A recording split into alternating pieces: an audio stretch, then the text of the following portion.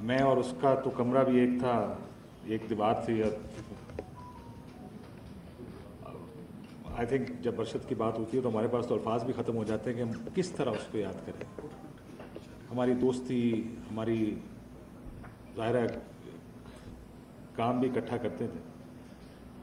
But صاحب کو یاد ہوگا, بٹ صاحب لاسٹ ٹائم جب آپ اے آر وائی کے دفتر کے بعد باہر آئے تھے تو بڑے بڑے پوسٹر سامنے لگے ہوا کرتے جب اے آر وائی بند تھا, اور اس پہ ارشد شریف کی ایک تصویر لگی ہوتی.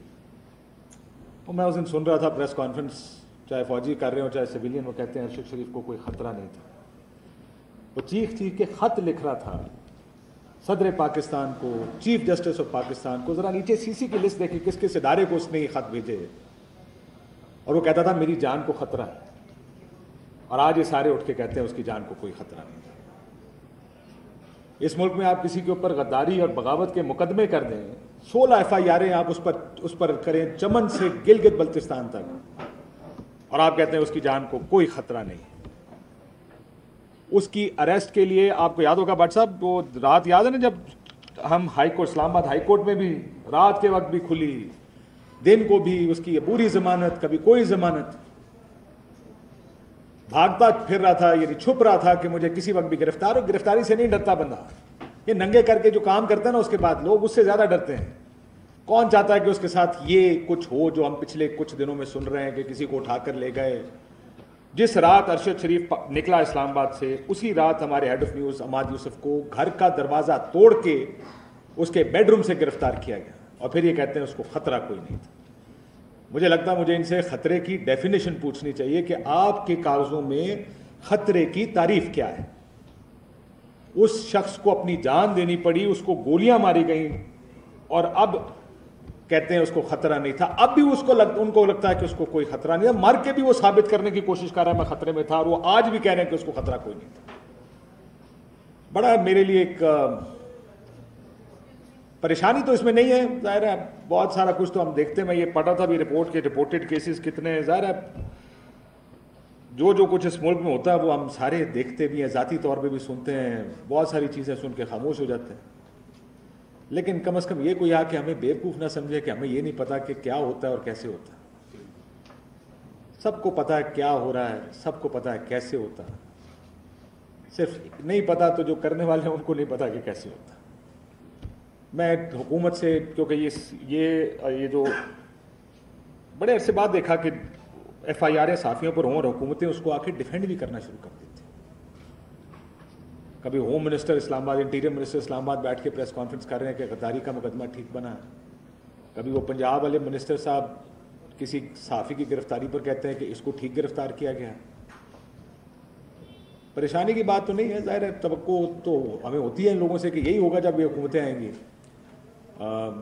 یہ اپوزیشن کے نعرے ہوتے ہیں کہ ہم آزادی صحافت کے ساتھ ہیں, صحافیوں کی آواز کے ساتھ کھڑے ہیں, ان کی فریڈم آف ایکسپریشن کے ساتھ کھڑے ہیں.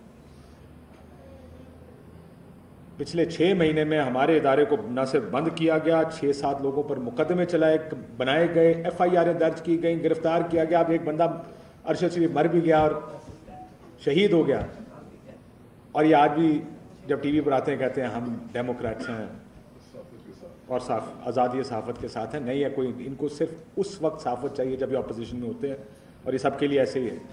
یہ نہ سمجھے کہ کوئی ایک ایسا ہے اور کوئی ایک ایسا نہیں ہے. سیاسی جماعتوں کو صحافی صرف اپوزیشن میں اچھا لگتا ہے. یہ جو ہماری تقسیم کی بات ہوئی, میں جب یہاں پہ آیا تو مجھے حیرانگی ہوئی. بٹ صاحب مجھے آپ کو ذاتی طور پہ میرے خیال ہے خود زیادہ بہتر پتہ ہوگا, دیکھنے کی بھی ضرورت ہے کہ بہت سارے لوگ جو مجھے پتا ہے کہ ہماری یونین کے ساتھ اور ادروائز بہت کنیکٹڈ ہیں, بہت جگہ پہ آتے ہیں. ایک آدمی اگر آپ سے اس کا سیاسی اختلاف تھا, چلا گیا, وہ سر میں گولی لگی اس کے, ایک گولی یہاں ماری, ایک گولی یہاں ماری کسی نے. اب تو اختلاف ہمیں بلا دینے چاہیے تھے. آپ نے نیر بی بی کا ذکر کیا کہ جو لوگ یہ آج یہاں پہ آیا کہ ختم نہیں ہونا. بہت سے دوست ادھر سے گزر کے یہاں تک آئے ہیں, جو ادھر ساروں کو موجود ہونا چاہیے تھا, چاہے ٹوکن علامتی طور پر آ جائیں, 10 منٹ کے لیے آ جائیں. ہمیں کوشش کرنی چاہیے کہ ہر اس جگہ ہم پہنچیں جہاں کوئی بھی ہمارا دوست مجھے ایک پریشانی اس بات کی ہے کہ نن آف دی اینکرز ایسی ہے جو سب سے زیادہ خطرے میں اس لیے ہوتے ہیں کہ لائم لائٹ میں سب سے زیادہ وہی ہوتے ہیں. اور آپ نے دیکھا حامد صاحب کے ساتھ کیا ہوا, ابصار کے ساتھ کیا ہوا. تو میری خواہش بھی تھی, شاید میں سوچ رہا تھا کہ بہت سے لوگ آئیں گے, آنا بھی چاہیے تھا میرا خیال. اختلاف ہوتے ہیں, میں مانتا ہوں اس بات کو, ہمارے صحافیوں کے اختلاف بھی ہیں, لیکن ہماری ریڈ لائن کراس ہوئی ہے. آپ روز سیاسی جماعتوں سے سنتے ہیں کہ ان کی ریڈ لائن کراس ہو گئی ہے. کسی صحافی کو مار دینا یہ ہماری ریڈ لائن ہے جو کراس ہوئی ہے, اور اس ریڈ لائن کے بعد ہم ساروں کو اکٹھے ہونا چاہیے.